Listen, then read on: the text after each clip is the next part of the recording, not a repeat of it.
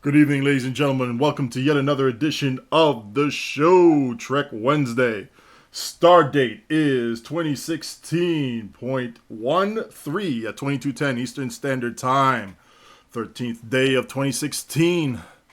We have some dilithium announcements and a lot of doubts. Let's see what's going on here tonight.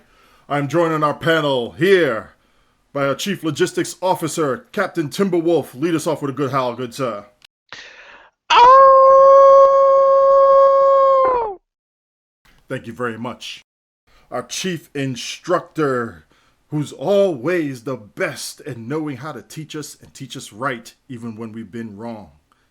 TeacherKirby, thank you very much for joining us tonight. What have you done, Odin? Why are you talking about being wrong? Don't What'd ask. you do? Don't ask. I'm not going to tell. And please don't use the ruler on me again. Attention. I'll be using one of those Ferengi whips. Kinky. Anyway, we'll save that for DPS After Dark. Our Chief Intelligence Officer, Captain SarcasmDetector. Hi. You sound extremely happy today. I am. We can tell. And our Chief of Ultra Cheesy Tactics, that's so bad. Not only does he want torps nerfed, he's partially convinced me that they should be. Captain SOB. Hello, and what cheese? You're full of it, man. You know it. All right, ladies and gentlemen. So, with part of the title here, we already know that this weekend will be a dilithium weekend. So, prep everything. Get yourselves nice amounts of rest. Get all your food together and go grind some more. Because you know that deal equals everything that you need. And with the Zen market as is right now, you need every single refined piece of ore that you can get your hands on. Do it up. Now, TeacherKirby, I believe that with this year being the 50th anniversary of Trek, we're going to do something a little bit special here, aren't we? Yes, we talked about this on the TeamSpeak today, actually. We talked about doing a Today in Trek kind of thing. So we couldn't find anything in the real world for Trek, but we did find something in the lore Today in Trek. So supposedly on this date, in the year 2155, in the Mirror Universe, Commander Jonathan Archer mutinied against Captain Maximillian Forrest in order to take the ISS Enterprise into Tholian space to capture the USS Defiant in the regular universe. And that's from the Enterprise episode In a Mirror Darkly. Interesting stuff. Thank you very much for that. We'll be continuing on that series for every episode of the show for all of 2016. And when we actually get to the actual 50th anniversary date, September 8th, 1966 is when the show aired. And we will be doing everything we can to give you a little bit more of Trek information, Trek trivia, and Trek expertise, whether it be in the real life or within the lore itself. So thank you very much, TeacherKirby, for providing us with that research. And we will be enjoying it. Also, this week in Trek, I believe SOB wants to read this one. Yes, this week in Trek, Fleet Admiral Marshall has been detained for exploitation of pretty much every torpedo in the Alliance stockpile. There's none left now. Good job, Odin. I believe that our Chief Logistics Officer is filing the paperwork for my extradition into Federation space, and that I will be talking with some of the head magistrates and the developers on how I can get myself out of trouble and deal with the situation at hand. You'll be released within 12 hours. You'll have a Federation advocate flying you directly back to Earth within about 18. And we have some nice surprises for the court system when it comes down to it. Don't worry, you're taken care of. So I believe that they have accepted my plea bargain, and I will give them information on exactly what happened. Yes. So I haven't quite figured it out yet. How exactly did you manage to fire that many torpedoes that fast?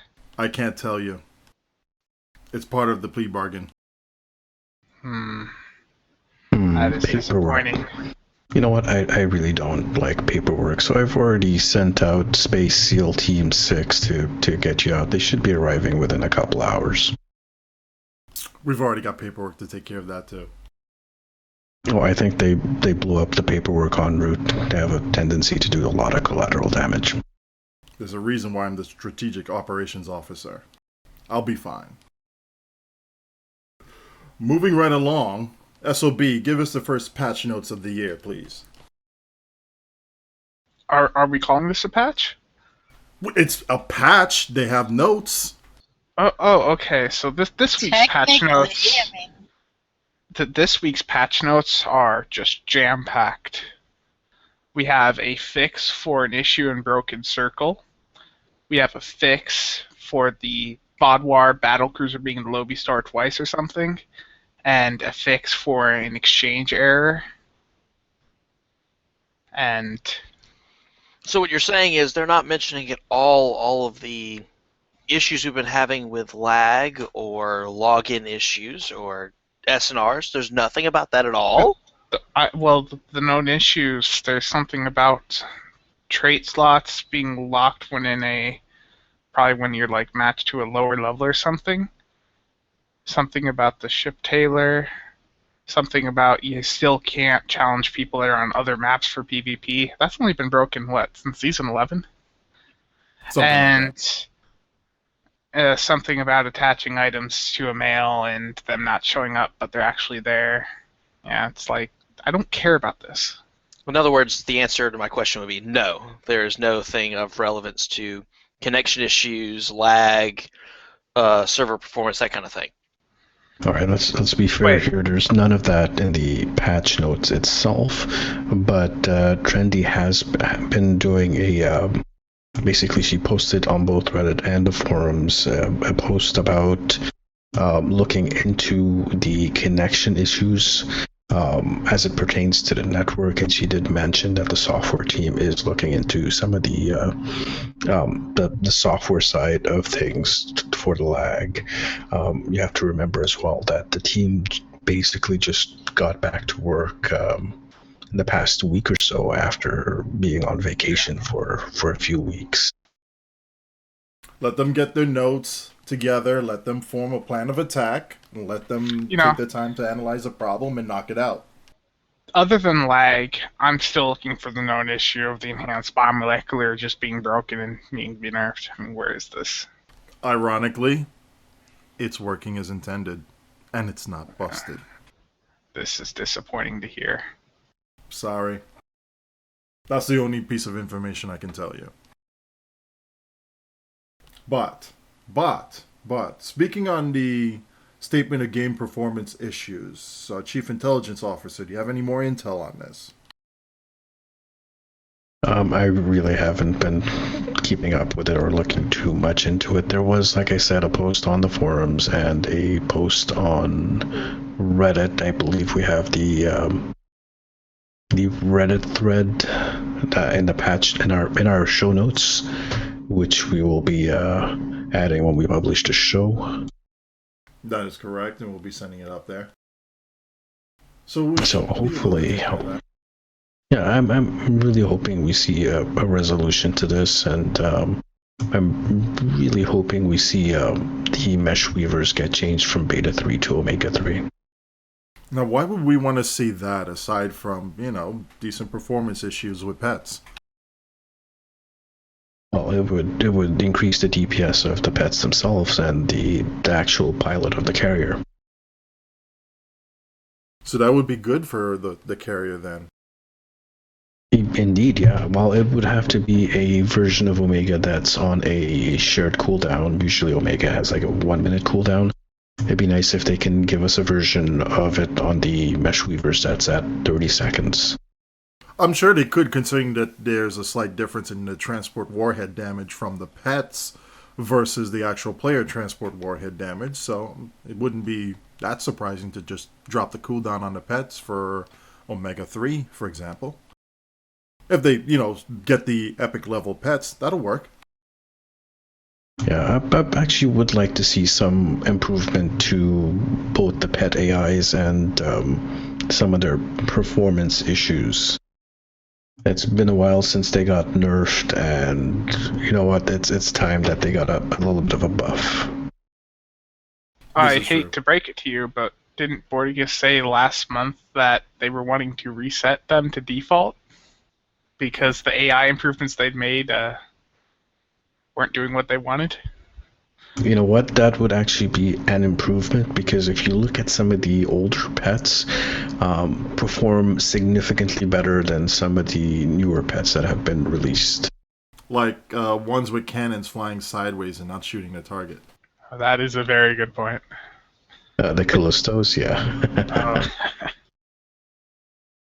Pretty much all the pets that have been released in the past year have been really crappy. Well, the Krennims have been good. They still have their issues. They're decent, but they really don't have that much going on.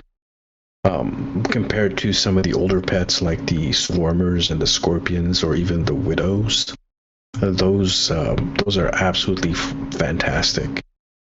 Even some of the frigate pets like the Mesh Weavers themselves are pretty decent. They do have some trouble keeping up.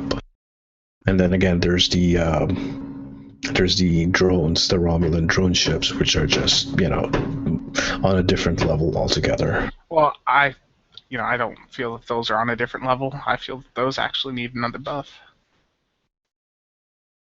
What do you want to do? Give them beta? Actually, no, that would be a nerf. Never mind. I'd like to give them like Chemosight and the RB. The last thing we need is more lens flares, especially from a swarm of pets. Delta. Yeah. The Romulan pets, just no, enough Romulan doping. Oh, although well, I'm sorry, I just want to correct one thing. The Benji just mentioned it in the chat. The pets that came with the Tier 6 Garumba, remember it was upgraded to have a hanger pet. Those pets are absolutely fantastic. Those are probably the best pets in the game right now. They will outperform even the Romulan drones. They are fantastic. I just wish other pets were on that level. There is one other thing you could do to the Romulan pets to make them, better. Delete them? Give them attack pattern Delta with a built-in Delta Prime trait, and then they spam it on you. Oh, jeez. Wow. Talk about some serious cheese. I don't think that's cheese. I think that would balance out Romulans because they're obviously underpowered. Yes, they are obviously underpowered. We can ask Ain how underpowered those Romulans are. Anyway, let's move on before I get triggered about Romulan being underpowered. Oh, okay, sorry. There was a post by someone on Reddit, KEI2371 STO performance comparison. Yes, sir, that was a Reddit thread. Yeah, that's a pretty interesting read right there. And it looks like what the TLDR of it is that the game isn't actually using the GPU in all instances. So there is an option in the game that unloads some of the graphics load from the CPU to the GPU, which technically should enhance performance. It just doesn't seem to be working all the time. This is what I'm getting from this particular thread. Especially when they go to some planet-side areas. I think, not Ryza, what was the other? Drozana, I think it was. And they were seeing intense CPU utilization and next to nothing on the GPU. In any case, the thread is there. We will link it in the show notes. Please, if you have any data pertaining to that, by all means contribute. That'll be metrics that we as the community can offer up to the devs, and then they can hopefully use that to get it fixed along with their internal tools. Next up on the cadre coming up, was it very soon? 2 weeks, 3 weeks out? Maybe even less? The Omega particles make a return? Is this true? Is this through? I mean, isn't there Well, something going on tomorrow on Tribble? Ooh. There is. Please There do is. share. Trendy's doing a break the Omega Particles test on Tribble. Wants everybody to show up at the designated time to try to break the Omega Particles event. They're doing a stress test, basically. And so show up and help out. What time is that starting at? 11:30 a.m. Pacific time. So it's a couple hours after the servers come back online after downtime tomorrow. So we're looking at around 7 p.m. GMT. So everybody, adjust your clocks, set your alarm if you want to contribute. If you're working, we'll ask somebody else to step in your place. We have a couple of events this weekend also. Oh, please do share. Do share. Well, there is the Dilithium event that's come back again, and Dilithium prices, or I should say Zen prices, have skyrocketed in response. As always. I mean, I like these events, but I really wish we had a good dill drain right now. We need another fleet holding. At this point, the way that the Zen market goes, putting in a dill drain would probably raise the price of Zen again as well. It seems that whatever happens, no matter what it is in the game, it just keeps raising the price of Zen. Which is good if you have Zen and you want to convert it to dill, but everyone else that's grinding their Zen to actually purchase, or grinding their dill to purchase Zen, it's a bit of an issue. What else is happening this weekend? Or coming up very soon? Oh, we're getting the same event that we had a while back.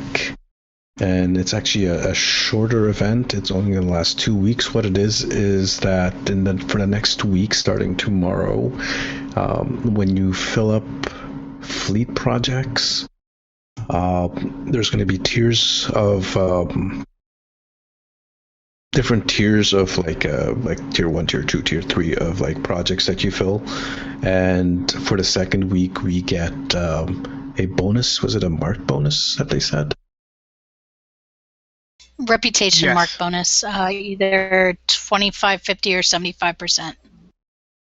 Yes, thank you. So for the next week, starting tomorrow, Thursday after downtime, start filling up those fleet projects. And remember to check your Armada tab, because a lot of people forget about that tab. Lots and lots of places to contribute. I'm pretty sure a lot of us have a bunch of fleet marks that we definitely want to dump, and those armadas will definitely want them. Just not the failed armadas. Cam. Come on, bro. Come on. Speaking of fails, Come what's this on, about Cam. torpedo mechanics? Let's not. I'd rather not, because that'll only trigger me, and then I have to go full Cisco, and I really want to save the full Cisco for something that's very important. So I want to down it back. I actually would very much like to hear about, the only reason torps are performing well right now.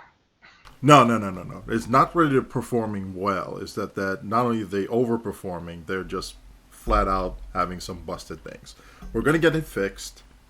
Everything will be back to normal as far as the game mechanics are concerned. Or for you, abnormal, and they need to be nerfed. Wait a second. Are you saying that there are busted mechanics with torpedoes? Really? Several of them. Several. What? Several. What? And they're going to get fixed, hopefully. Hopefully very soon. But yes, several of them. They're going to be fixed. All right. Hopefully, yeah. All right. So I want to talk about the next featured episode. Was really expecting one to show up this week, and I guess everyone else was expecting one to show up because it's been a while since the last one was released. But we did get a R.I.P blog released. Was it yesterday? I believe it was yesterday on Tuesday. It doesn't really give us too much of a hint about what the next featured episode will be, but there is something to the story that was written about. Something about the quantum researcher Koi being isolating himself, doing some shady business, and I have some speculation myself about what's going on. I think that Koi, this is the guy that had his wife disappear in one of the past featured episodes. I forget her name. It's not. It's on the tip of my tongue, but I can't quite remember it. Her whole species disappeared because of events we did in Butterfly. We basically messed up the timeline. Yeah, we accidentally erased her species from the timeline altogether, so the only record of her left is in the temporally shielded core, which apparently now in the featured episode blog, he's accessing and locked down to just himself. So I think... Now, remember, the rumor was that her species is the sphere builders from Enterprise. If you remember the whole Delphic Expanse arc. Her species was that species, or that's what is implied. I think that they were part of the Temporal Cold War.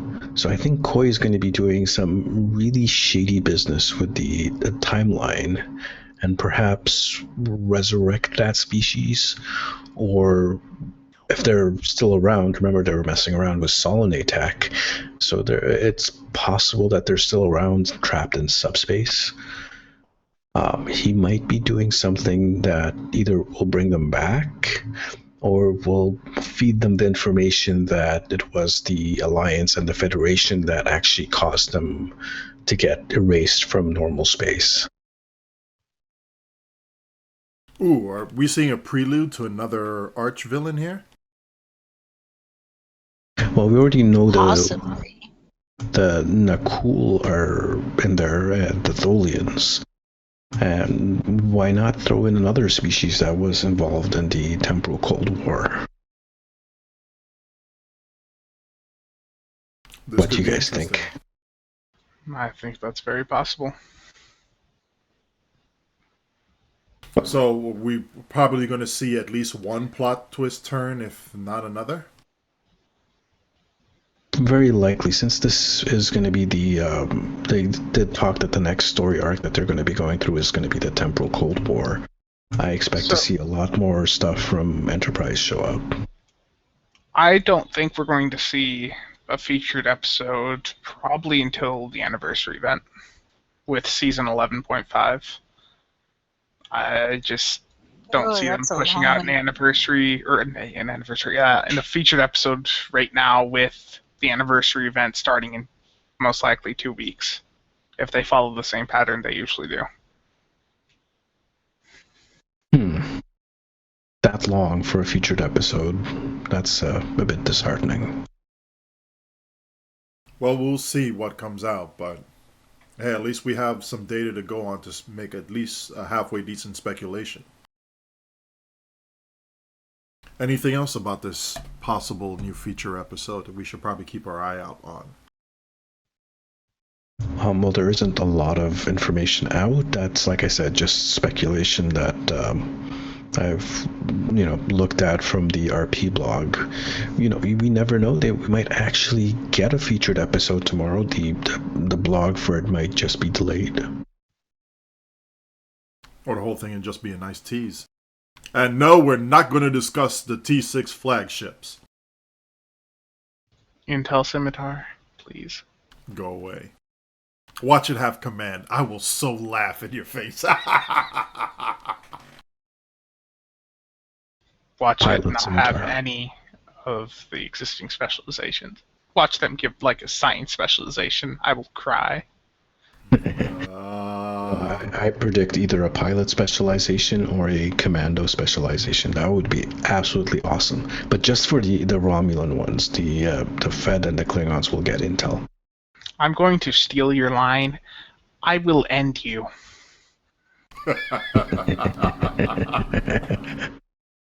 All right, kids. All right, kids. Calm down. Calm down. Class is in session. Everybody pay attention. Teacher Kirby, teach us a lesson. Okay. So this week's Teacher's Corner is a little different than what I usually do. Normally I do something that has to do with DPS, either on space or in ground, help you with gameplay. This one I went for a quality of life kind of thing. One thing that we notice a lot, especially those of us that have a lot of alts, whenever we make a new toon, we have to go and set up all the settings, like the chat settings, and especially the chat. The chat just drives us nuts trying to match all the colors and make it look right, and trying to figure out who's talking in what channel when you first start it. Well, there is a way to do this in a couple of seconds that most people haven't quite figured out. And it was actually pretty surprising to me how much it blew Odin's mind when we talked about it this week on the TeamSpeak. So basically, if you open up your options window and go to the HUD screen on the very bottom, there's these two buttons. One of them says Save UI, the other says Load UI. If you go into your main character, one of your characters that you have now, and click on the Save UI, it saves all the settings that you have for that toon. You can then go to a different toon or create a new toon and click on Load UI, and 2 seconds and it's all loaded and there, and your chat's nice and pretty and everything's done. And it's just awesome.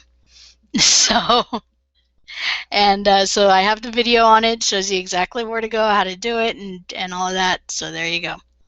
Yeah, it's really great, and we love it. Makes life so much easier when you're making new alts. Fascinating. I remember doing that a long time ago, but I've forgotten the steps of how to do it, so I will check that out again. Yeah. I was just like, what? You could do that? Holy! Yeah, it was nice. It was nice to have that. And I thank you very much, Teacher Kirby, for that lesson, because it definitely improved my quality of life. You're welcome.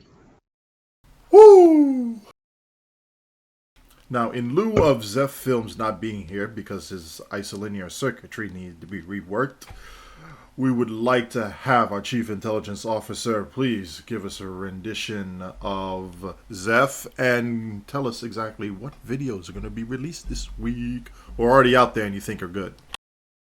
Yeah, I've looked at some of the videos released this week. There was actually quite a lot, so I'm not going to go over every single video that I found and liked, but here's a few things that piqued my interest. The first one was just released today by Mr. Valican, a member of the STO Continuum and a good friend of ours. He streams STO every Monday and Friday, and sometimes Saturday. You can sometimes catch me on his stream on Monday. He made a video called Tactical DPS Ultimate Building Tutorial 2016. So this is an update to a previous video he's done.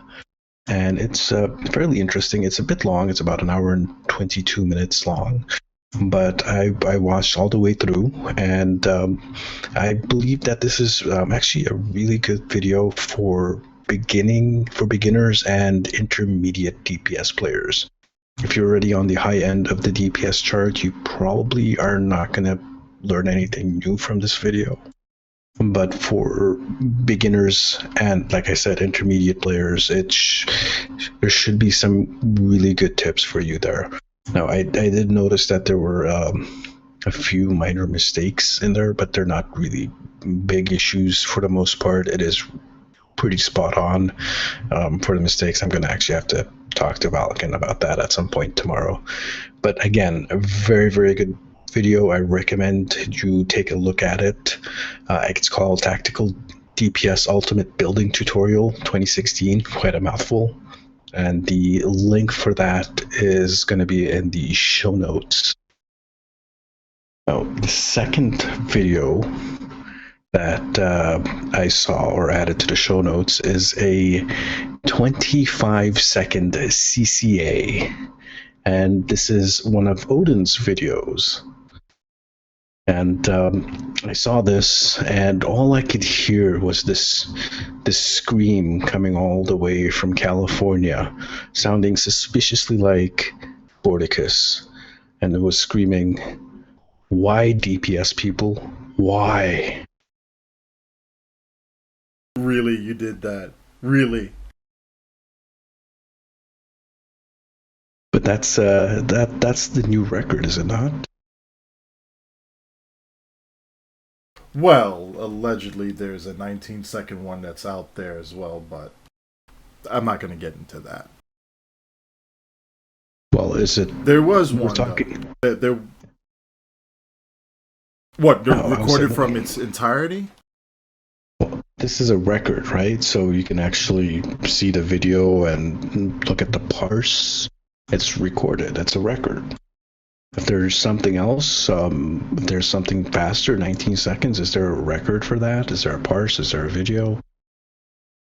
We do need to see that, don't we? I guess technically speaking, you are correct. There is a video. It's not a record if it's not recorded. But in any event, so this was one of Odin's recordings, and I believe you didn't actually get the top DPS in this one.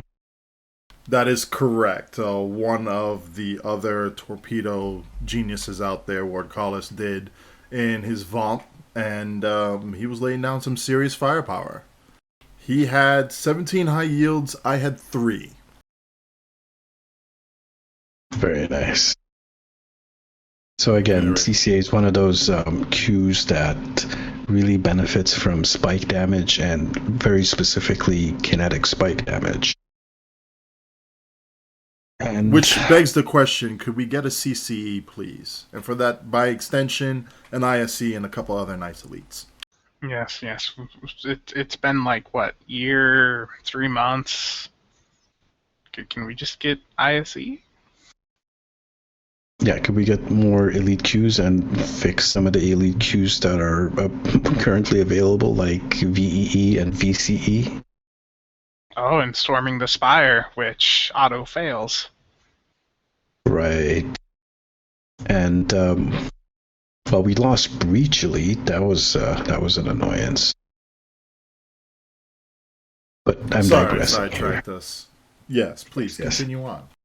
So the next video is by Alan, ZEF Films, who's not here with us tonight, but this was one he released a few days ago, and what it is basically, this is done in his typical style, absolutely fantastic, pretty much better than anything produced by Cryptic or PW can make.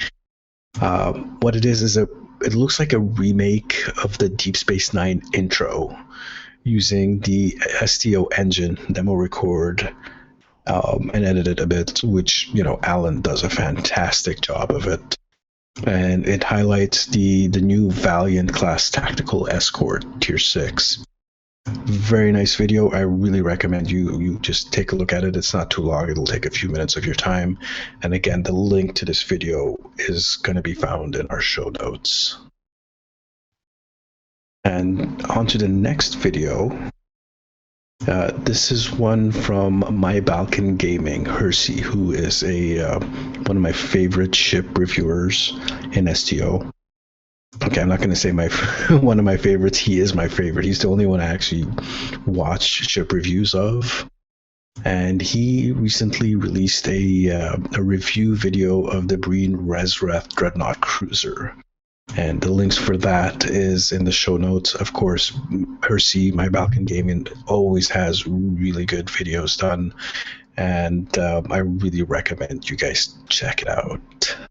I love that guy. He's the guy who brought me back into STO. So, and for everybody else, by extension, you can blame him because I'm back. So, yay. Shout out to Hersey. He's the reason for the kinetic community? He is the reason for the kinetic community. Oh. I think you should be warned you are now on SOB's hit list. Is there anything else that we should probably set our YouTube channels to? Oh yeah, but you know what? I just want to mention that Hershey shouldn't probably worry too much about SOB. I mean, just have a futon around, and SOB will go take a nap on it, so it's not too big of an issue. So here's a couple of channels. The first one, this is one that we talked about briefly last week. Our friend Shannara has started a new Twitch channel and a new YouTube channel called the Away Team, or the STO Away Team. And we'll be posting links to both the YouTube channel and the Twitch channel in our show notes. Basically, what this shows is, you can pretty much guess it from the name. The Away Team is some ground combat, STO ground combat. And I did do a stream with these guys sometime last week, and they absolutely carried me through quite a few elite grounds. So these are videos of them combating each other's prices on the exchange, undercutting each other? No, actually doing real ground combat, STFs and stuff. Wow. Like, we blows have a your problem mind, doesn't it? Yeah, it does. We have a problem with space SDFs. The ground SDFs are running pretty well, actually. Again, so that channel's doesn't seem to be too hard. Let me just shift my bucket over. Please. And the last thing I want to point out, the DPS After Dark streams are well on their way. Kirby set up a playlist on that particular channel, and it has six videos? Six or seven videos? Six. There's the 2 from the first week, 2 from last week, and then there's the Gordon Invasion Shenanigans. That was an impromptu thing. And then there was the After Dark trailer, the teaser we used to advertise. Yeah. So there's 6 videos in there right now. And it'll be growing every week on every Friday and Saturday. I'll be adding new ones. And the stream is getting better as time goes on. The link to that specific playlist is going to be included in the show notes. She did do another playlist for her tutorial videos, so you might want to check that out as well. And that's pretty much it for videos. I know there's other videos. I know Timber made a couple of videos recently. Odin also has a couple of videos. I did a couple of videos this week as well. So don't forget to check out our channels. The links to our channels, of course, are always on the top of the show notes.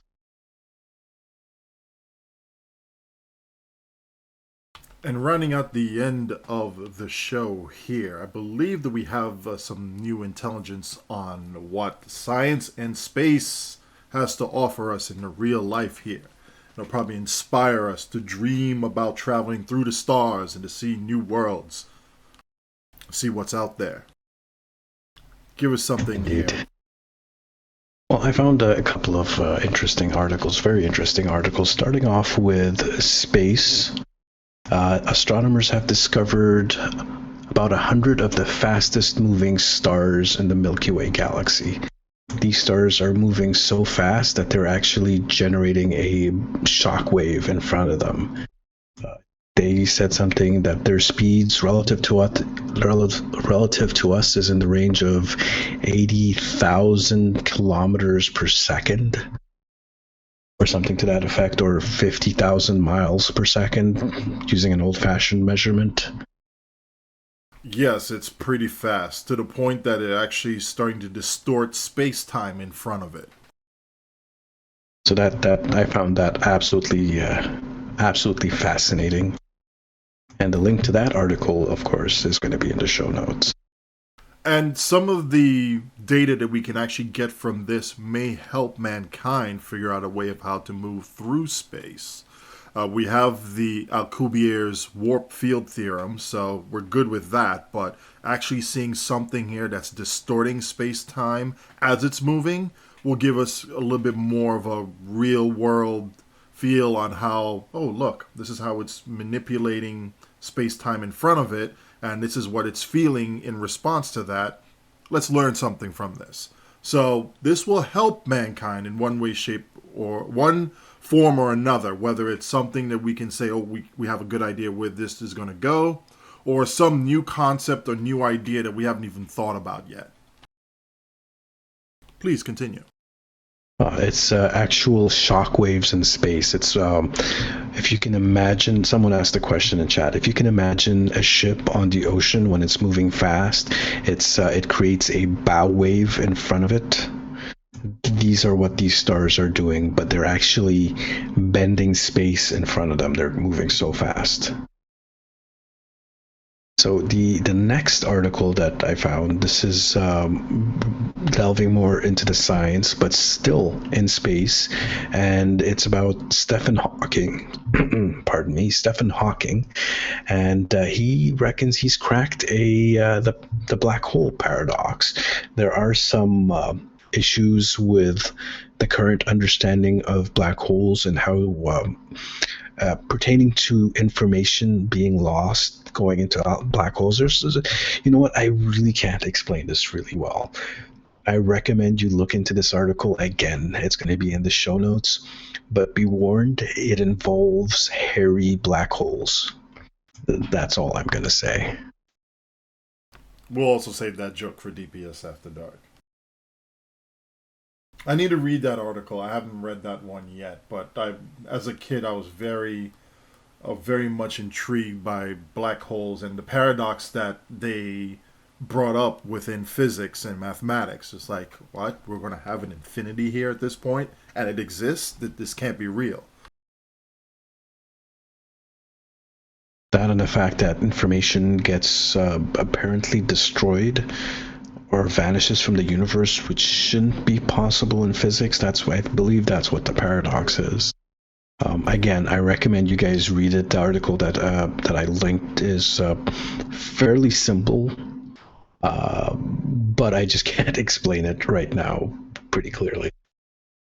You know what? We'll probably need to do a series on some of this stuff, and we'll do a layman's understanding of some of these more nuanced discoveries that would kind of bend what we would call common sense, or even break it in some cases, like, quantum physics. Quantum computing, for example, will just be like, that doesn't make sense, but yet when they apply it, it does, and it works, and we're still trying to figure out, Indeed. So just to take away from this, there's two hashtags you have to consider for tonight's show. Number one, hashtag hairy black holes. And number two, why DPS people? Why? Hashtag dilithium event. Hashtag disappointment. TimberWolf, I believe you have been doing some things while you were gone from our premises for a while, but you have returned with some information here as well. And I do believe that you've been tagging one developer who recently had her promotion. Congratulations, Zeronius Rex. Yeah, been talking with Zeronius a lot. Me and Sarcasm and a few others were privileged enough. We got on the STO Reddit and we did some Star Trek Online, and then later we were able to actually play Cards Against Humanity for several hours. Suffice to say, probably none of us got any sleep that night when she was live streaming that. So that was fun. I'm glad that she got promoted. Whatever the promotion is, I'm sure she earned it, even though she jokingly said it was a buy one, get one free promotion. So, I don't know what she bought one and got a free one of, but it was something. Probably not beams on a Fayette, I will say this. You never need buy one, get one free on that. However, the other thing I've been working on, and it has taken some time away, I've been playing a beta for a new Star Trek game that actually got released today. It's Star Trek Timelines, We've been hearing about this game since Star Trek Las Vegas of last year. Well, they started doing beta a few weeks ago. I want to say up to about a month ago. I've been playing it on my Android device. It just ended beta yesterday, so the NDAs are all nullified. And as of today, it's been officially released for anyone to play for download via iOS or Android. There are plans for in the future it will be available on PC and other console types. They don't have the rollout dates for that yet, but they are planning for it to be something that you can play at home and away on the same account. I started recording it, so I do have a start of a playthrough series on my YouTube channel already. Suffice to say, does it equal what we can do in Star Trek Online? No. You can't change the weapons out on what you use. Does it have its own unique flair and, have some good playability, replayability, and just good Trek in general? Absolutely. They've taken a lot of the voice files from the various TV shows thanks to having permissions from CBS. So they've got voice files from all 5 series for the characters that are in the game. John Delancey himself volunteered his time, and he did custom voice files for just this game. And he's visited the developer studio and looked at the work they've done. For something that's going to be on PC, it's probably not going to rock our brains off as far as quality content, that kind of thing. As a mobile game, it is very well made out. It's going to be a nice thing to play on the run at home. I've thoroughly enjoyed it. I really have. And I'm hoping that they continue to go with it because let's face it, and I'll say this to all you STO players. They have a board cube that you can play with. STO doesn't. Aww. Mic dropped. Shots fired. Come at me, STO. John Delancey, that's the guy that plays that character in My Little Pony, right? He plays Q and he plays Discord. That is from My Little Pony. Yes, I know that. My daughter loves that show. It is an awesome show. I would defend it to the ends of the earth. So yes. Fascinating. This is actually more like a card game, if I remember correctly. It's the way they've got it changed now. The starship combat is real time, so you're watching. It's auto fire as far as weapons. It auto calculates evasion versus attack power and accuracy. You do have activatable bridge officers that will increase your evasion attack power. So you do have that as far as innate starship abilities and then activatable bridge officers, which you can increase the slotting. As far as ground missions, it's more Magic the Gathering. You're picking the best cards for the missions. It's going to show you what the mission entails for command. You want a command character, that kind of thing, to have the best chance of success. But there are also shuttle missions, and shuttle missions are described basically as Star Trek Online duty officers. You pick a few officers, you send them on a shuttle mission, and they come back successful or as a failure, and you do get items and faction reputation gear from that. There are going to be multiple reputations that you can buy gear from to upgrade your characters. And those factions go from anywhere from Section 31, Klingon Cardassian Alliance from the Mirror Universe, Ferengi Traditionalists, and the Klingon Empire itself. There's a lot of factions involved, and you pick and choose as you're playing the game which faction you're actually going to support. Well, can I play as Q? You can get Q as a duty officer / bridge officer, so yes, you can use him in these missions. But you can't be Q. No, he is, as far as Q the character, with the exception of the card, he's basically your, I guess, announcer / I don't know. He's like the James Earl Jones. He does all the commentary, all the audio. So he's telling you what's going on. He's the background guy. But you can get his card and use it for the various missions. Okay, can you imitate Q as you can in STO, where you just look at something and it instantly explodes? Backstory here. I'm going to interrupt now.